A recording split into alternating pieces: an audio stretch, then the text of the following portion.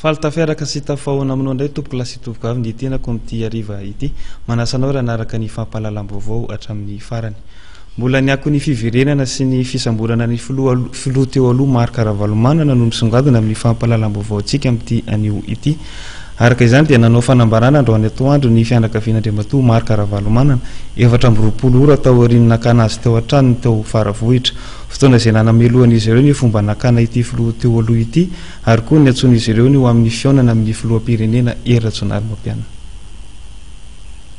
Ora tao aorian'ny fakana azy tao amin'ny trano fonenany tao Faravohitra dia mbola tsy hita popoka ny misy an'Andriamatoa Marc Ravalomanana filoham-pirenena teo aloha raha nambaran'ireo fianakaviany androany maraina izay nisoloan'Andriamatoa Tojo Ravalomanana tena.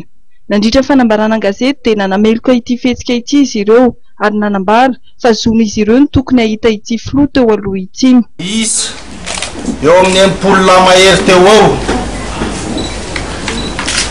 izay nirongo ary madegera no tonga teto nampiasa bomba lacrymogène sy fusil à pompe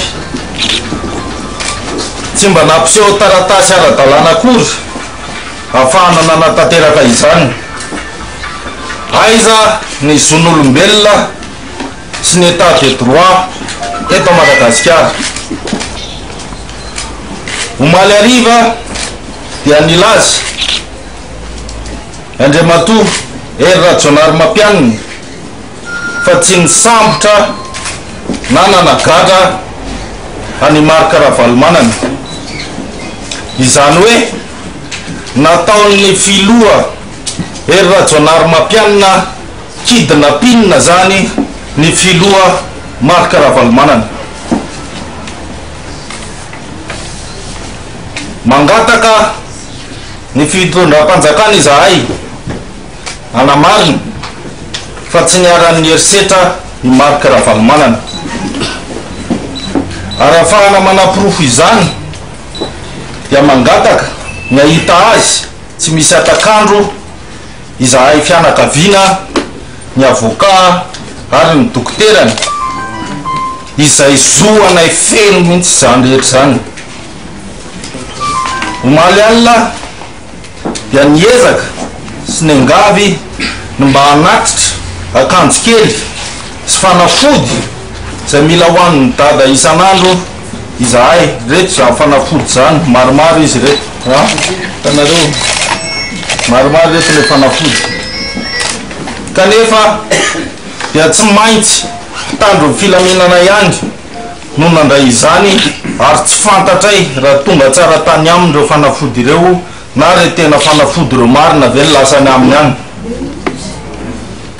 Mba hisian'ny fitoniana dia mangataka fiaonana maika amin'ny Ratsonary Mapiana ineny lalao Ravalomanana.